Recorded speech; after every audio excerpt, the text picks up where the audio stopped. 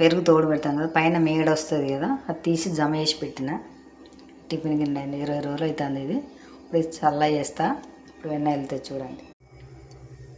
ఆ మేగడ తీసి ఇంకా మిక్సీ గిన్నెలు వేస్తున్నా.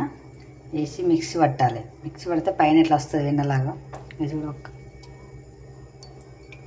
చల్లటి నీళ్ళల్లో వేసుకోవాలి. ఇట్లా ఇలా కూడా కొన్ని చల్లటి నీళ్ళు వేయాలి, ఫ్రిడ్జ్ వాటరు పోస్తే మంచిగా ముద్ద వస్తుంది వెన్న. వెన్న తీసినవి చల్ల ఈ ఫ్రిడ్జ్లో పెట్టుకుని రోజు మనం తాగితే ఎంత మంచిగా ఆరోగ్యం చల్ల చిక్కగా ఉంటుంది. ఇప్పుడు ఇంత వెళ్ళింది వెన్న. ఇప్పుడు ఇది స్టవ్ మీద పెట్టి కాగబెట్టాలి. నెయ్యి అవుతుంది చూడండి ఎట్లా వచ్చినాయి. ఒక 20 రోజులు అది ఇది వెన్న అంతా 20 రోజులు జమ చేసిన.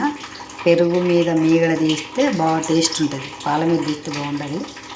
రోజు తోడేస్తాం కదా పెరుగు, ఆ పైన మీగడ తీసి ఒక గిన్నె వేసి పెట్టుకోవాలి. రోజు పైన అట్టంతా తీసి పెట్టి ఒక 20 రోజులు అయినాక వేస్తే ఇంత వస్తుంది. స్టవ్ వెలిగించిన ఒక మందపాటి గిన్నెలు వేసుకోవాలి. ఇది వెన్న చూడండి ఎంత టైం అవుతుందో వెన్న తయారయ్యేసరికి. చూడండి ఫ్రెండ్స్, రోజు మన ఇంట్లో కూడా తయారు చేసుకోవచ్చు. పెరుగు మీద మీగడ తీసి. రేపు ఉగాది కదా, రేపు సరిపోతుంది మాకు వెన్న. చూడండి ఫ్రెండ్స్, 2 రోజులు అయితే వస్తుంది.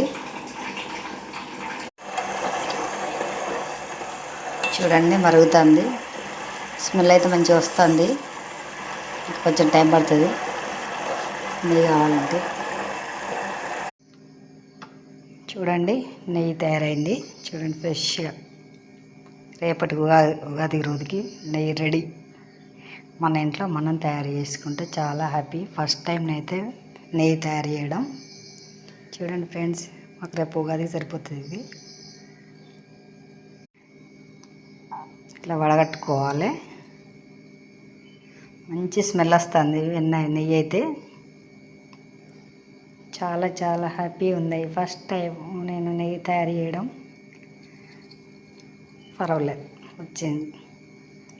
పెరుగు మీద మీగడ తీసి మనం పక్కకు పెట్టుకోవాలి. అట్లా బాగా టేస్ట్ ఉంటుంది. పాల మీద మీగడ తీయద్దు. మనం పెరుగు తోడు పెట్టుకున్నాక తెల్లారి తీసి మళ్ళీ ఫ్రిడ్జ్లో పెట్టుకోవాలి. ఒక పెద్ద బౌల్ పెట్టి అందులో రోజు జమ చేయాలి. పెరుగు మీగడ తీసి ఇట్లా నెయ్యి తయారు చేసుకోవచ్చు. చూడండి వడగట్టినాక ఇలా ఉంది. చూడండి ఫ్రెష్ నెయ్యి.